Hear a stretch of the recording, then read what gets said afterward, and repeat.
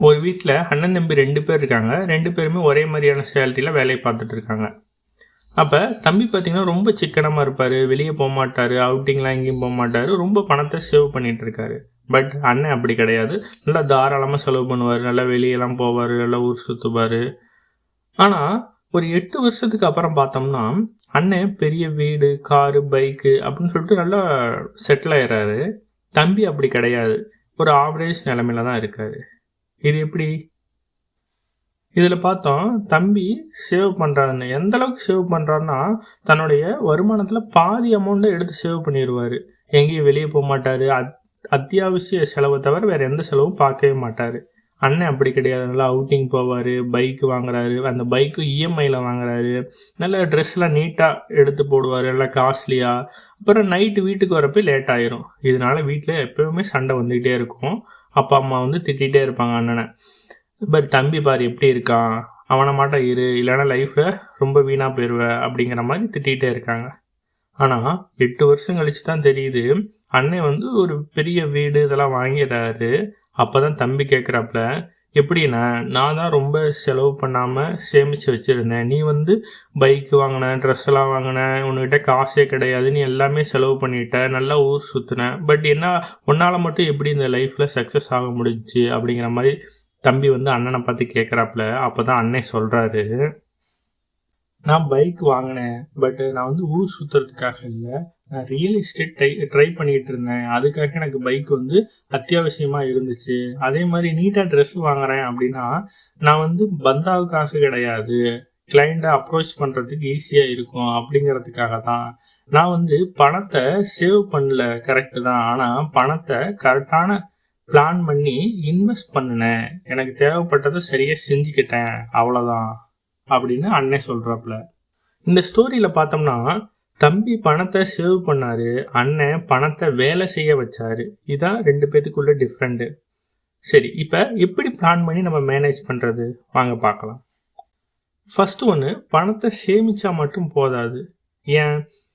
நம்ம நாட்டில் பணவீக்கம் அப்படின்னு தமிழில் சொல்லுவாங்க, அதாவது இன்ஃப்ளேஷன்.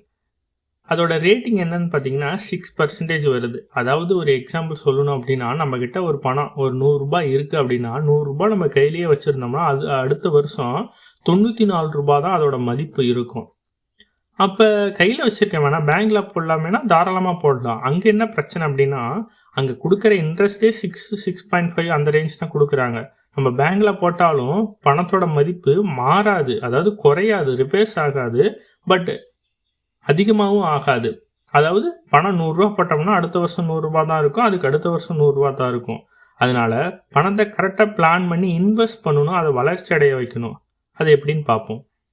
சேவிங்ஸில் 3 டைப் நம்ம பார்க்கலாம். எப்படி? ஃபஸ்ட்டு நம்மளுடைய பாதுகாப்புக்காக எமர்ஜென்சி ஃபண்டு அப்படின்னு சொல்லிட்டு ஃபஸ்ட்டு ஒன்று எடுத்து வைக்கணும். அது என்ன மாதிரி இருக்கணும் அப்படின்னா, நம்மளோட அடிப்படை தேவைகளில் 3 மாதத்துக்கு என்ன செலவு வருமோ அதை ஃபஸ்ட்டு எடுத்து வச்சிடணும். இதனால் பின்னாடி ஒரு இக்கட்டான சூழ்நிலை வரும்போது பெரிய ஸ்ட்ரெஸ் நம்மகிட்ட இருந்து வராது, கொஞ்சம் தவிர்க்கலாம், கொஞ்சம் பாதுகாப்பான சூழலை ஃபேஸ் பண்ணலாம். 2வது, வளர்ச்சிக்கான பணமாக கொஞ்சம் சேர்த்து வைக்கணும். எந்த மாதிரி? நம்மளோட ஸ்கில்லை டெவலப் பண்ணுறதுக்கு, ஒரு சின்ன ஸ்மால் பிஸ்னஸ் ட்ரை பண்ணுறதுக்கு, இல்லைனா ஒரு மியூச்சுவல் ஃபண்டு அந்த மாதிரி ட்ரை பண்ணுறது. இது வந்து பணத்தை கொஞ்சம் வளர்ச்சி அடைய வைக்கும். 3வது, பேங்க்கில் போடலாம். எப்படி? எஃப்டி, ஆர்டி அந்த மாதிரி நம்ம போடலாம். பட் அது அப்படியே இருக்கணும்னு எந்த ஒரு அவசியம் கிடையாது. நமக்கு ஒரு நல்ல ஒரு ஆப்பர்ச்சுனிட்டி வருது. ஒரு எக்ஸாம்பிள், ஒரு சீப் லேண்ட் கிடைக்குது அப்படின்னா டக்குன்னு அந்த எஃப்டி, ஆர்டியோ க்ளோஸ் பண்ணி டக்குன்னு இதில் இன்வெஸ்ட் பண்ணி நம்ம அதை க்ரோத் பண்ணலாம். ஆனால் நிறைய பேர் இந்த இடத்துல தான் மிஸ்டேக் பண்ணுறாங்க. ஒரு ஆப்பர்ச்சுனிட்டி கிடைக்கும், நம்மக்கிட்ட சரியாக பணம் இருக்காது, அந்த வாய்ப்பை மிஸ் பண்ணிடுவோம். அந்த வாய்ப்பை மிஸ் பண்ணாமல் இருக்கிறதே நல்ல ஒரு வளர்ச்சி. ஓகேங்களா? அடுத்து ஒன்று என்னன்னா, மணி நமக்காக வேலை செய்யணும். பணத்து பின்னாடி நம்ம ஓடுறதை விட பணம் நமக்காக வேலை செஞ்சாதான் அது பெட்டராக இருக்கும். எப்படின்னா, ஃபுல்லாக ஆட்டோமேஷன் ஆக்கணும். ஒரு ஸ்மால் பிஸ்னஸ் நீங்கள் ஸ்டார்ட் பண்ணி விடுறீங்க அப்படின்னா அந்த பிஸ்னஸ் நீங்கள் இல்லாட்டியும் ஆட்டோமேட்டிக்காக ரன் ஆகிட்டே இருக்கணும். ஃபார் எக்ஸாம்பிள், நீங்கள் ஒரு ஆன்லைன் கோர்ஸ் பண்ணுறீங்க அப்படின்னா ஃபஸ்ட்டு ஒரு டைம் மட்டும்தான் நீங்கள் உங்களுடைய எஃபெக்டை போடுற மாதிரி இருக்கும். அதுக்கப்புறம் ரெக்கார்டிங் வந்துடும். அதுக்கப்புறம் ரெக்கார்டிங்கை வச்சு நீங்கள் பிஸ்னஸ் பண்ணலாம்.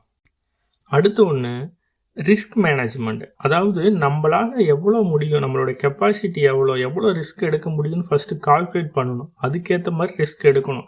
ஆனால் ரிஸ்க்கே எடுக்காமல் இங்கே எங்கேயுமே வின் பண்ணவே முடியாது. ஆனால் ரிஸ்க்கு கால்குலேட் பண்ணாமல் எடுத்தோம் அப்படின்னா அதுவே நம்மளுடைய பெரிய லாஸுக்கு காரணமாயிரும். அடுத்து ஒன்று, இப்போ வந்து ப்ராஃபிட் ஒரு 10,000 வருதுன்னா ஒரு 3,000 4,000 எடுத்து நம்மளுடைய சொந்த வேலைக்காகவோ இல்லை ஹாப்பினஸ்க்காகவோ யூஸ் பண்ணிக்கலாம். பட் 10,000த்தையுமே எடுத்து நம்ம அதுக்காக யூஸ் பண்ணிடக்கூடாது. மீதி உள்ள அந்த 7,000த்தை மறுபடியும் இன்வெஸ்ட்மெண்ட் அந்த மாதிரி இதுக்கு ட்ரை பண்ணலாம். இதில் ரொம்ப முக்கியமான விஷயம் அப்படின்னு பார்த்தோம்னா, பணத்தை சேவ் பண்ணால் நம்ம பாதுகாப்பாக இருப்போம். இது வந்து ஸ்டார்டிங் ஸ்டேஜ். பணத்தை சரியாக பயன்படுத்தினா, சரியாக மேனேஜ் பண்ணாதான் நம்ம வளர்ச்சியை அடைய முடியும். ஓகேங்களா? நீங்கள் எந்த மாதிரியான மேனேஜ்மெண்ட் பண்ணுறீங்க பணத்தை வச்சு, எது பெஸ்ட்டாக இருக்கும் அப்படின்னு சொல்லிட்டு கமெண்டில் மென்ஷன் பண்ணுங்கள்.